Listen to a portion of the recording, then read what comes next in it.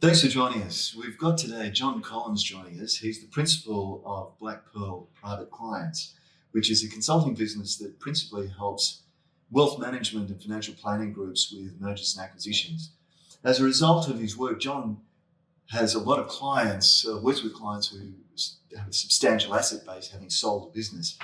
And he has, as top of his being a chartered accountant and a certified financial planner, he also has a very deep interest in estate planning. He's done postgrad interest in that. He helps with the consulting side for estate planning. And we'd like today, John, if you could give us an idea, first of all, some of the issues that you find that clients have to deal with in thinking about their estate planning that may not sort of be top of mind for most people. Yeah, thanks, James. A number of the clients that I work with have built up wealth over many years, and when it comes to doing their estate plan, they've had the benefit of, for example, gifting children significant sums of money to buy houses and things like that. And when we go through the estate planning process and the asset protection process, we're trying to capture assets that might not be as obvious to people. They think about investments, they think about their own property, but personal loans and gifts like that often slip through the net and don't get picked up, and they can have significant consequences for subsequent administration of estates and things like that. Other areas that often don't get picked up on are other entities that sit within the group. A will. People come to me and we work through the estate planning process and we talk about wills. But wills are really only a small part of the whole holistic estate planning process. And they only capture what's in the estate as opposed to the assets that are outside the estate. That's right. Family trusts. Yeah, that's right, exactly. And so that's the part that we spend most time working through. It's really the control of those entities and understanding upon the death of the controller of that entity, what will happen and how will it happen. That's where sort of the interesting part happens.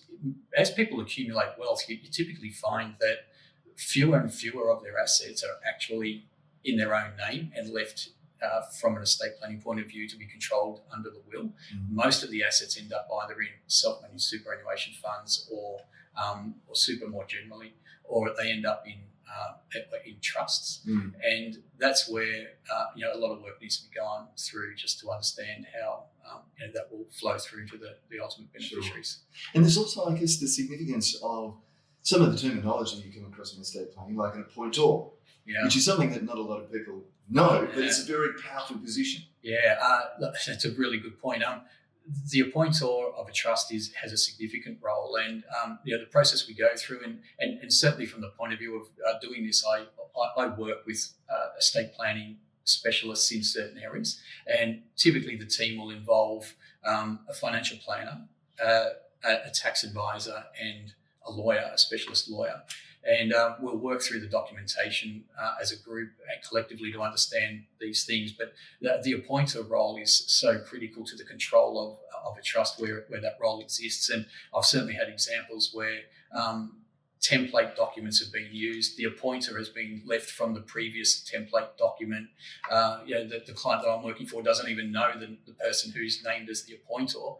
And the appointer is the person who can remove the trustee and really directs the control of the trust. So the process we go through is really comprehensive and making sure that we review all of the documentation, understand who the beneficiaries are, understand who the key people are and what roles they play. And that is really often missed in that whole process, where people think they've just got to get a will, but the will is just such a small part of the process. And it's also playing into the whole process of making sure that you try to head off or anticipate and prevent future family conflict when it revolves around the inheritance of the assets. Like challenges to wills is one of the most increasing areas of litigation, and so we're always looking to try and deal with that in advance through the conversations we have with clients and the planning in that space. And there's a lot of work to be done, and I can understand why people don't want to go through that process. It's complex from a personal point of view, and there are decisions that need to be made that are difficult on how you might do that. But actually, from a procedural point of view, many of the issues can be dealt with quite simply just by turning your mind to it and by including, as I say, your team of people who have gone through this many times and who can guide you through the process. Some very, very critical points for anybody who has even approaching a substantial asset base, which these days can be simply a house and a super fund. So thanks very much for that, John. Join us for a second video, part 2 if you like, where we'll be exploring some more issues around estate planning with John Collins. Thanks.